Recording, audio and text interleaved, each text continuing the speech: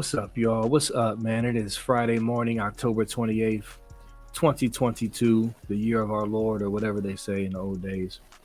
Glad to be with y'all, coming off of a big Iowa win, despite what people say, and getting ready for this visit to Crappy Valley on Saturday. Um, so listen, man, I'm going to just briefly kind of touch on some final closing thoughts on the Iowa game as I go into my Penn State thoughts and prediction. And I want to talk about some, other fan bases in college football in general. You know how that go, man, from week to week, how the narrative switch and goalposts move. Y'all know the drill. But anyway, first of all, let me get back to Iowa and just say very, very impressive win. All right. Very impressive win. Why do you say? Because we played our crappiest game of the year and won 54-10. Right? That's the bottom line. Bottom line. Yes, our offense has some struggles in the first half. I preach this really hard when I do these videos. For those who are fans out there, I would highly suggest you go back and watch the games after, you watch it live. It makes a world of difference. You take emotion out of it, and you're able to look at the plays and look at what the players are doing. And even, depending on how much football wise, look at the schemes and really walk through what's going on and what really happened, as opposed to what Twitter said happened when it happened live.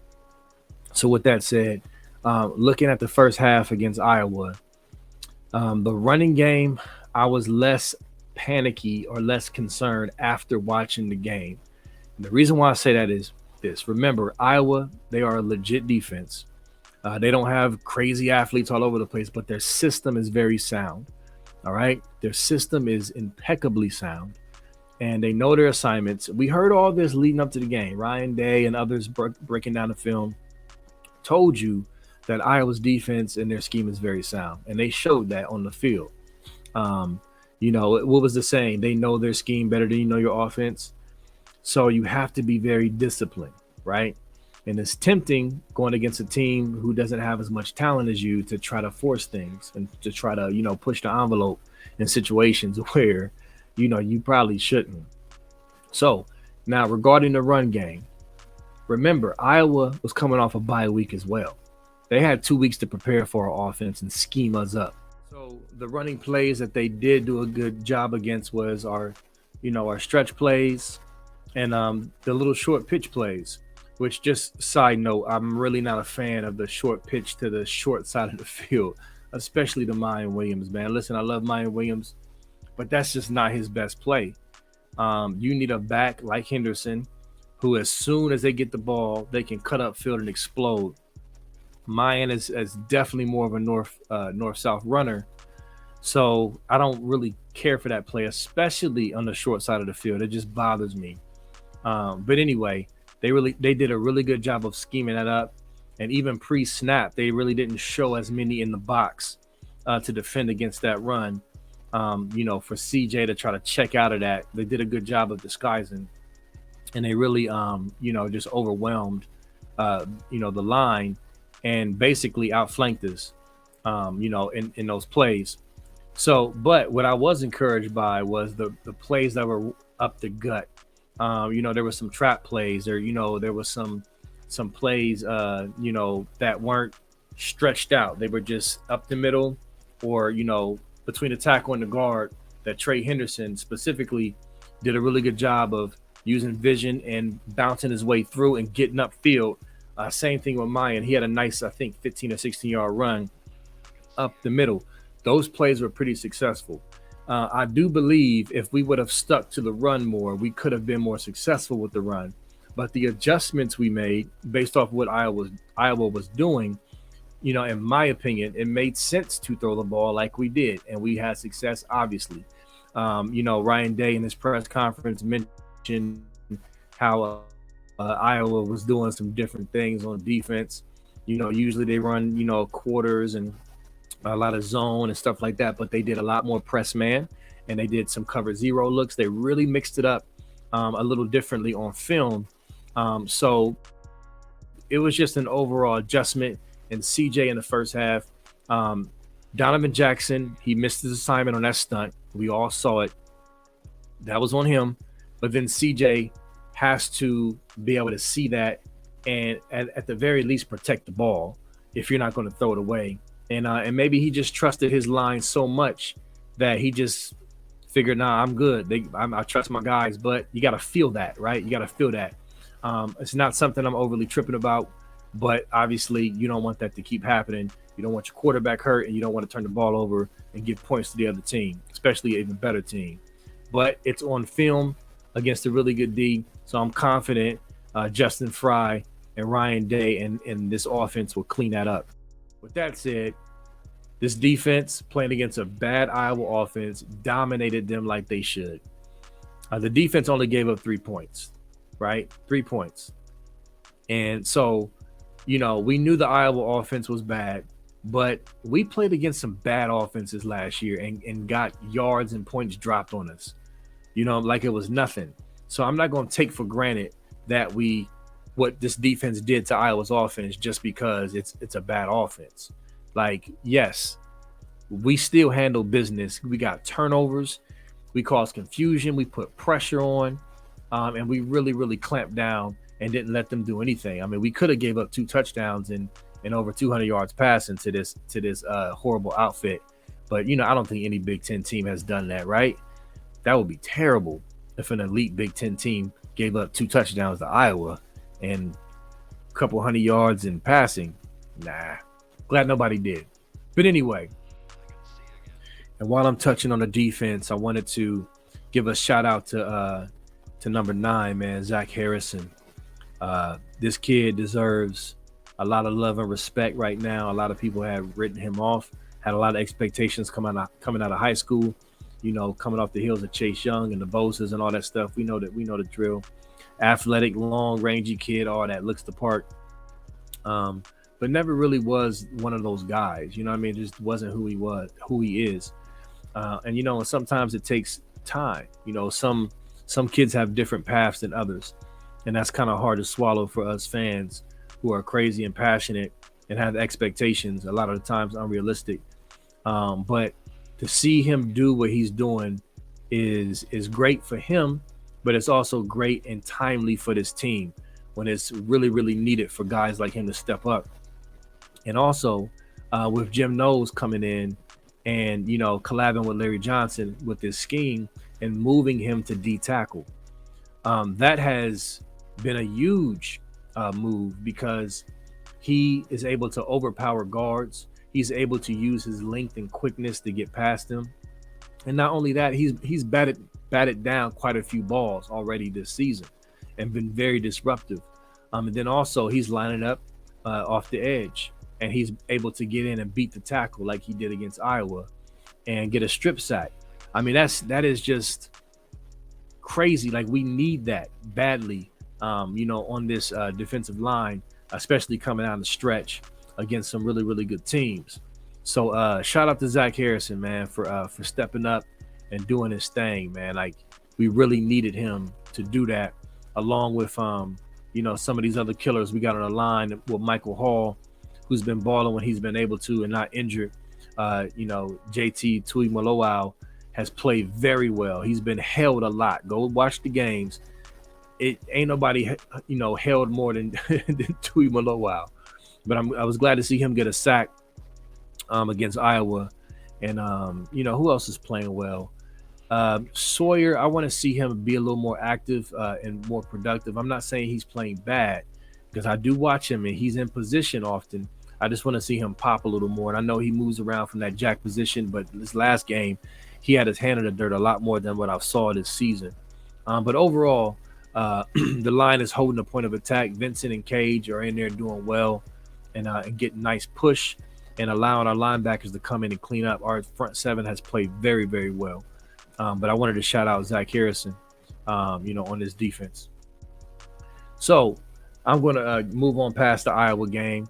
We handled business despite who was impressed or not. Now we roll into Penn State, ranked number 13 in the nation. Just come off a big win against the Gophers at home. a Tanner Morgan-less Gopher team, by the way. But they had a big win, and their fans are very, very confident now. If you read their message boards and see social media, I think it's a lot of false bravado, honestly. But they feel better about their chances, and they're going back to 2016 when they got blew out by scum before, and they came back and beat Ohio State. All that. I get it. They're fans. They, whatever. You're gonna try to pull on whatever you can. With that said, I think the Iowa so-called struggles are going to really aid this team going on the road. First of all, this game is always circled. Ryan Day, I know, has circled this game. We know how tough Penn State likes to play us and all that. Even though they haven't beaten us much in one time in what I forget what the chart said, one time in like 20 years or 15 years or something crazy. But it's usually it's a tough game, close game. We usually win by 7 to 10 points or closer. So I think the challenges Iowa presented, are going to better help prepare us against Penn State and Happy Valley to play cleaner, come out the gate looking sharper, and things like that. Now, I feel really good about our defense against their offense. I think this game is going to be the game to make a lot of these doubters more believers. Am I saying Penn State's offense is dynamic? No, but they do have some weapons. They have a veteran quarterback, and they're playing at home, and they're playing for their season. So I do think this game is definitely a game where this Buckeye defense can make their mark and make some believers out of these doubters who are basically poo-pooing everything they've put on the field so far because of the competition. So I think Penn State's offensive line is going to be overwhelmed by this gym nose defense and the attack and the pressure and the disguises and different things like that. We have to keep contained on Clifford. He likes to extend plays. We all know this. We've seen this for years. Extend plays, and he'll throw some lollipops up, 50-50 balls. Our DBs will be tested. They've been solid the last couple of weeks, but they haven't been tested as much. They've been good in run support, coming up in run support, and just here and there, running stride for stride with the receiver. But they need to make sure they're prepared for these 50-50 jump balls Clifford is surely going to throw up. Now, our safeties is another animal. I'm very, very confident in our safeties handling business and maybe even scooping up some of them lollipops that Clifford throws up. But our DBs just have to step up and show that this inability to consistently defend a 50-50 ball at a high level is done and over with. This is at least an opportunity to do this on a big stage. So I'm looking forward to that. Our linebackers and front four, to me, is going to be the story of this game. We're not going to give Clifford that much time to throw. He's not going to be able to just stand on his platform and just throw downfield. I believe we're going to pressure him well. And I believe the running back's name is Singleton. I think we're going to bottle him up. I've just watched enough of Penn State this year to see that they really don't have a dominant offense and dominant run game. Singleton is a nice freshman, if that's his name. I hope I'm not saying his name wrong. But he's a good back, good young back. But best believe we're going to gobble that up. I just don't believe they're going to get off on us. Now, as far as their defense versus our offense, I do think we're going to go and basically say, listen, yes, we can throw the ball, and we will, but I wouldn't be surprised if we come out in 12 personnel, couple of tight ends is what that means, and maybe some heavy looks, running the ball, play action off of that, and just really, kind of soften that D up and start pounding them and forcing our will early. Not just because of last week, but because of what's on tape with Penn State as well. I think a combination of both. And I think that is going to really set the tone and the table on the road to be able to get CJ loose, to get these receivers loose, because Penn State, at some point they're going to have to commit more to the box to stop that run. And they showed against the team up north that they're not that gap sound. They were a little better against Minnesota, but Minnesota still ran the ball effectively on them. Go look at the numbers. So I think we're going to really test them in that way. And I think, it could be a little close at first, but I do think that this game has the chance to be a dominant win, that dominant, elusive win. And when I say dominant, I mean scoreboard wise, because there's been games where we were dominant on the stat sheet, but we only won by 13 because of something goofy happening, like 2019. Just goofy stuff and fumbling and all the other stuff. But I do think this game has the potential to really, really dominate them on the stat sheet and the scoreboard. So that's just how I feel about it. And I know everybody's saying it's going to be a close game because I just don't. My gut tells me, and my analysis based off what I've watched also tells me that I think we might see. It might be close to a bloodbath, a mini bloodbath. I think we really have that potential, to do that, man. So with that said, my score prediction, I'm gonna post it on the board, on the Ask the Insiders board, and on my Facebook Buckeye Sports Talk with B Moses page as well. I'm not quite ready to give that score yet, but I'm gonna give it Friday during the day, or later today. So anyway, let me wrap up with a little bit of talk about the national landscape. So it's just funny, man. Like, as the Joe Klatts and the Herb Streets and other talking heads have Ohio State number one, saying we're the most complete team. These teams, Tennessee fans, and who else been coming out to Georgia, and of course Scum fans, and whoever else coming out the woodwork to talk about we ain't play nobody and all this other stuff. Like, come on, man. And our defense is not much different than last year. All this goofy stuff. Tell me you don't know football without telling me you don't know football. Like, come on, man. Like, I know you hate us, but come on. You can't be serious. And it's just funny with the Iowa game, with the Scum fans and the hypocrisy. The whole common opponent thing. All before the game, there was a lot of talk about, how they beat Iowa and, how they beat certain teams and, how we haven't played nobody yet. I'm like, okay, we're going to play them eventually. And we first get that common opponent, and then you got, they try to play it down like, oh, well, it doesn't matter. And we were on the road and coming up with all these excuses. But beforehand, it was like flexing about, what you're going to do against this defense when you finally see this defense. And now we got Penn State, another common opponent.